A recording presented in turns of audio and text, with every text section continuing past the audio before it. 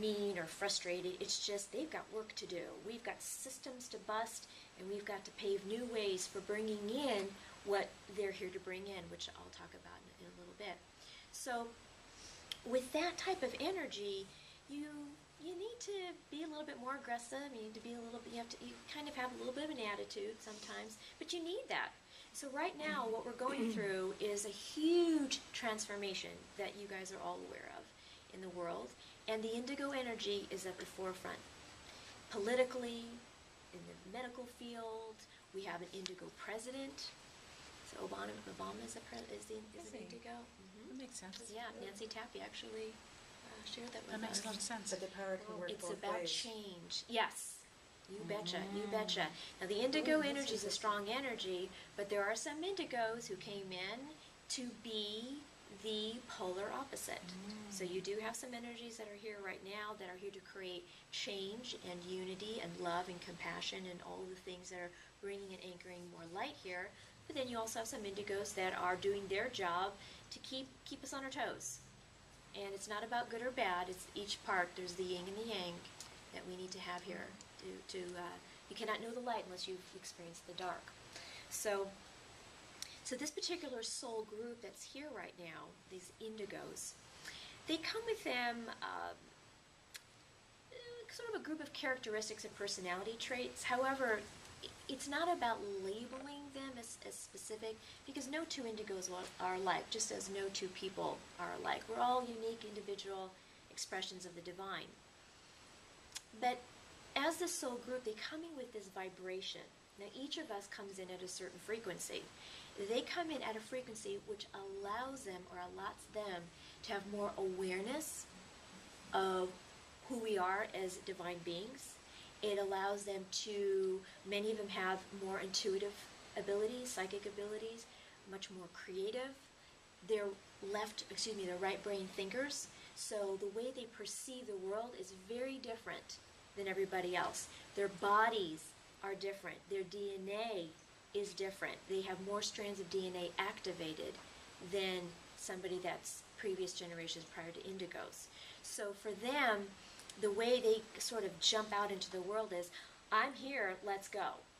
And for those of us that are not used to that fast-paced, high vibration energy, we're quick to label, we're quick to judge, and we're quick to make them wrong, when in essence, that's the reason why they're here. They're here to change. Let's go. We've got work to do. Let's get going. And so that vibration allows them to be multitasked. It allows them to do many things at the same time. And it's not that they can't focus. They can. It's just they literally can have, picture 10 computer screens up at the same time. For most of us, that would be difficult to concentrate on one, let alone 10 at the same time. They know what's going on in the bigger picture. So let me go through, if I may, a few of the characteristics, because I'd like you to just sort of think about maybe some people that you know, or your children, think about maybe children or neighbors or family members that go, wow, you know what, this kind of sounds familiar to me. So as I mentioned, they have a higher vibration, so that's that frequency that they came in with, which again allows them to, they're at a faster pace, and they can access more above the physical realm. So they're doing a lot of work in the non-physical realm. And they're not as grounded to the physical. However, there's a lot of compassion and a lot of love for earth, for nature, for plants, for trees. In fact, most indigos feel more connected to nature than they do to people because of the vibration. They're so energetically sensitive that if there was somebody that is not in the frequency of where they're at, it literally can be painful to an indigo. And so they'll seek out to be with those, or to be in places where their vibration is more in alignment with where they're resonating at. Problem is that most indigos find themselves sort of feeling like they've been dumped off on a foreign land, sort of like an alien, and they're wanting to just fit in. So what they tend to do is they tend to lower their vibrational frequency, and they start to stuff themselves into a little box, which then creates a lot of trauma, a lot of drama, and a lot of pain, emotionally, spiritually, physically.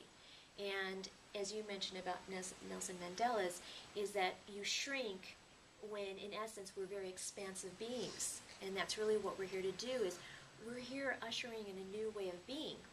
And that is coming back to recognizing ourselves as divine, infinite beings. That's really who we are. And the indigos are here to bring back that remembrance of that. That's what they carry within them.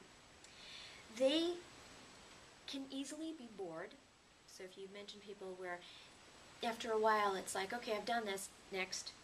Where we've been taught and programmed that, well, you go to school, you learn a trade, and you do it for 30 or 40 years, and then you retire, and you go on with your life. That would be death to an indigo. Okay? They have to be in what's going on. Okay, I've done this, next. Okay, I've done this, next. Now, if they enjoy it, and it's something they want to do for a little bit longer, great, they'll hang out in that area. But for the most part, it wouldn't be surprising for an indigo to be a teacher, a lawyer, a doctor, a fireman, and a policeman all in the same lifetime. And everybody will complain about it but them, because they're multi-talented, multi-talented, multi-leveled dimensional individuals. So why not? There's a lot to us. We have many talents, gifts, and abilities. So why not tap into it and use them? Also, their ability to access more of their brain. They definitely use more of their brain than your average person.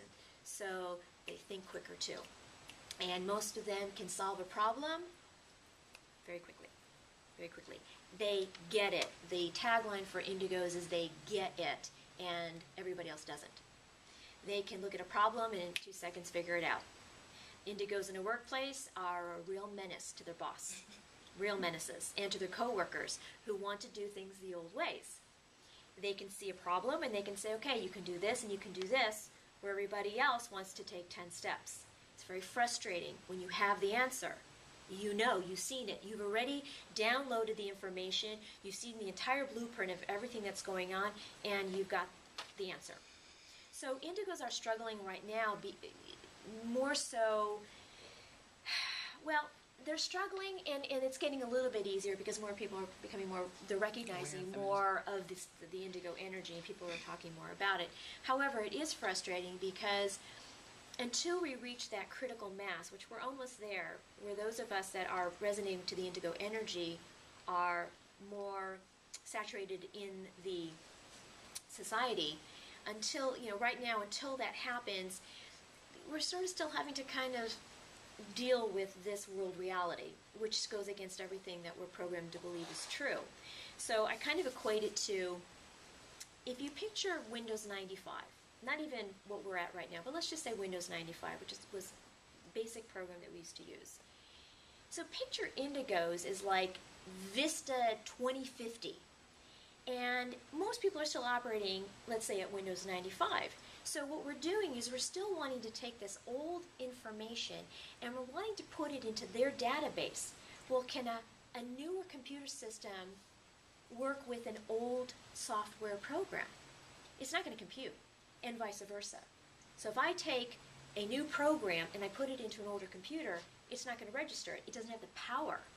So what we're doing is we're wanting to work with these indigos who are at this level that is way more advanced, and we're asking them to operate at this old level, at this old antiquated, outdated space, and beingness. And so it's not working for them. It's not working for them in government, it's not working for them in education, it's not working for them in the regular workplace, and it's not working in relationships. It's not working with partnerships because they're at a different level of perceiving what is possible. They're all about possibilities and about reconnecting from the heart. They communicate from the heart. They're communicating through the third eye. So they're communicating in a much higher realm. So that can be a little challenging for people who are just wanting to stay at the lower levels and just work with physicality.